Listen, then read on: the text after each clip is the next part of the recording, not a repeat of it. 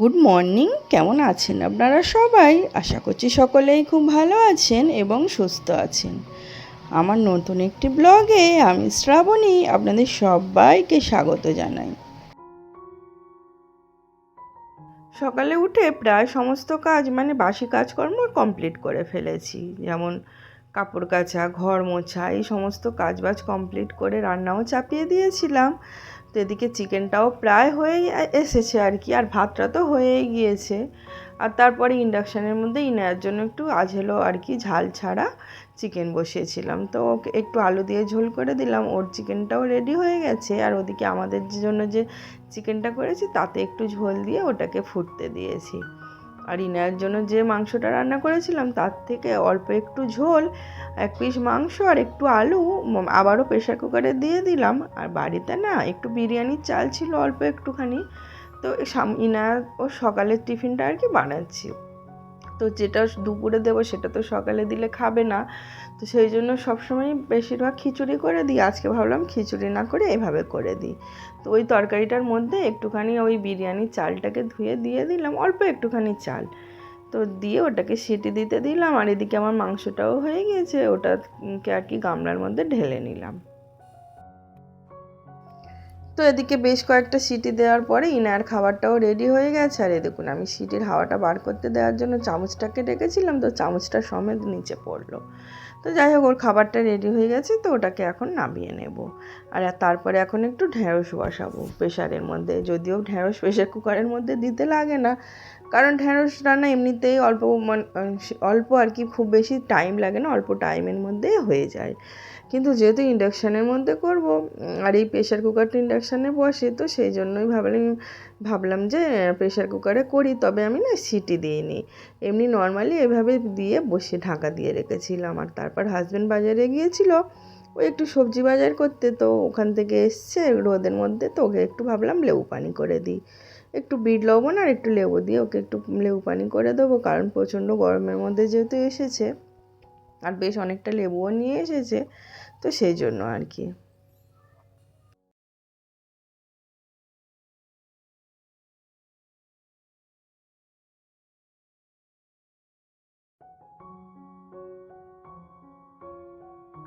আর তারপরে আমার ঢ্যাঁড়সটাও হয়ে গিয়েছিল, বললাম না কষিয়ে একটু উপর থেকে ঢাকা দিয়েছিলাম, কোনো সিটি দিইনি।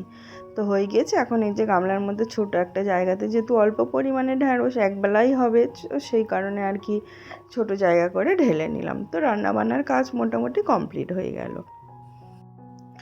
আর তারপরে ওদিকে সবজি বাজার করে নিয়ে এসেছে বেশ অনেকগুলো, সেগুলোকে গোছাবো। তো তার আগে রান্নাঘরটাকে ভাবলাম ক্লিন করে নিই। তো রান্নাবান্না তো কমপ্লিট, আর আমি না প্রত্যেক দিনই রান্নাবান্নার পরে এইভাবে একটা কাপড় ভিজিয়ে পুরো রান্নাঘরের দেয়াল সবটাই একেবারে ক্লিন করে নিই। কারণ রান্না করতে করতে নাড়া দিতে, তরকারি নাড়তে অনেক সময় তরকারির ঝোলগুলো ছিটিয়ে দেয়ালে পড়ে, আর সাদা টাইলসের মধ্যে যদি পড়ে হলুদ ভাব হয়ে যায়, আর দেখতেও খুব বাজে লাগে। সেই জন্য রান্নার পরে চেষ্টা করি সবসময় এইভাবে পুরো রান্নাঘরটাকে এক হাতে ক্লিন করে নিতে। আর প্রত্যেকটা দিন রান্নাবান্না কমপ্লিট করার পরে হাতে যদি 10টা মিনিট সময় নিয়ে এই কাজটা করে নেওয়া যায়, তাহলে রান্নাঘরটাকে না খুব বেশি ডিপ ক্লিন করতে হয় না। সব সময় দেখবেন রান্নাঘর নিট অ্যান্ড ক্লিন থাকে, আর খুব বড়জোর আমার এই কাজটা 10 মিনিটও সময় লাগে না। তো আমি তো সবসময় চেষ্টা করি রান্নাবান্না করার পরে এই কাজটা করে ফেলার, তাহলে একসঙ্গে অনেকটা কাজ আর কি জমা হয়ে যায় না। তো দেখুন আমার পুরো রান্নাঘরটাই পরিষ্কার হয়ে গিয়েছে। গ্যাস ওভেনটা মুছে নিয়েছিলাম, আবারও একবার ভিজে কাপড় দিয়ে মুছে নিলে ব্যাস হয়ে গেল রান্নাঘরের কাজ কমপ্লিট। আর এখনও পর্যন্ত আমার যে সমস্ত বন্ধুরা আমার ভিডিওটি কন্টিনিউ করছেন, অথচ একটা লাইক দিতে ভুলে গেছেন, প্লিজ ভিডিওতে একটা লাইক দিয়ে দেবেন। এবং সম্পূর্ণ ভিডিওটি দেখার পরে আপনাদের যদি একটু ভালো লেগে থাকে, তাহলে চ্যানেলটিকে সাবস্ক্রাইব করে দিয়ে এই বন্ধুটির পাশে বরাবরের মতো থেকে যেতে পারেন। আর যে সমস্ত বন্ধুরা অলরেডি এই কাজটি করে ফেলেছেন তাদেরকে জানাই অসংখ্য ধন্যবাদ। আর তারপরে রান্নাঘরের কাজ কমপ্লিট করার পরে ভাবলাম একেবারে বাজারটাকে গুছিয়ে ফেলি, যেহেতু বাজারটা দাবার মধ্যে পড়ে আছে। আর চেষ্টা করি যখনই বাজার নিয়ে আসে সঙ্গে সঙ্গে গুছিয়ে ফেলা, তা নাহলে ওই পড়ে থাকলে পড়েই থাকবে। তো সমস্ত সবজিগুলোকে আলাদা আলাদা করে পলি ব্যাগের মধ্যে ঢুকিয়ে নিলাম।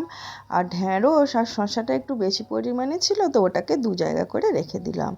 আর এখন ফ্রিজে তোলার আগে ভাবলাম যে ফ্রিজটাকে একটু একই হাতে একটু পরিষ্কার করে নিই, মানে জিনিসপত্র ব্যবহার করতে করতে একটু তো এদিক ওদিক হয়েই থাকে। তো সেগুলোকে গুছিয়ে আবার একটু মানে জিনিসের জায়গায় জিনিসটাকে রেখে দিচ্ছি, দিয়ে তারপরে সবজিগুলোকে তুলে দেবো। আর ওই যে একটা টিফিন বক্সের মধ্যে না সেই রোজার সময়কার খেজুর কিছু কয়েকটা ছিল, আমি তো ভুলেই গিয়েছিলাম, তো আমি দেখছিলাম কি আছে।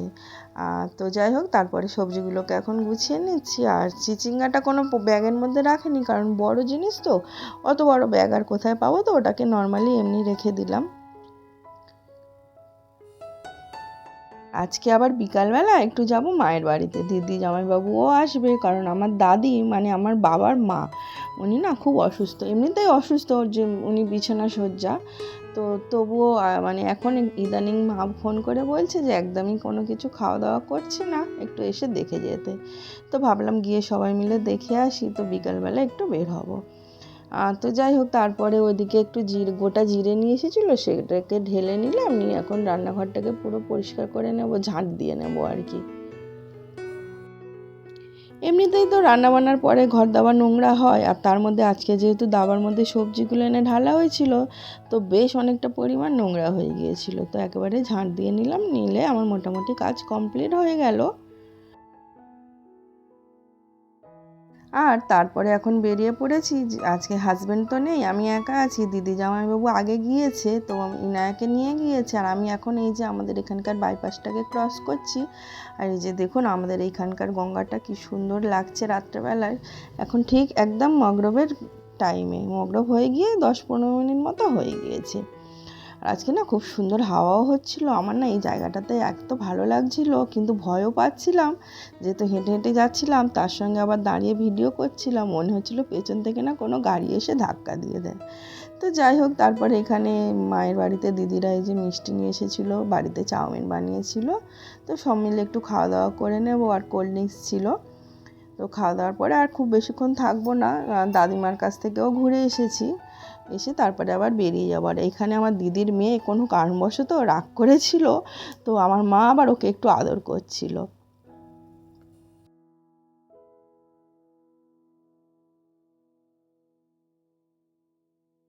তো যাই হোক, ওদের নানি নাতনির আদর দেখতে দেখতে ভিডিওটিকে তাহলে এখানেই শেষ করলাম। দেখা হবে আবারও কোনো পরবর্তী ভিডিওতে, ততক্ষণের জন্য ভালো থাকবেন, সুস্থ থাকবেন।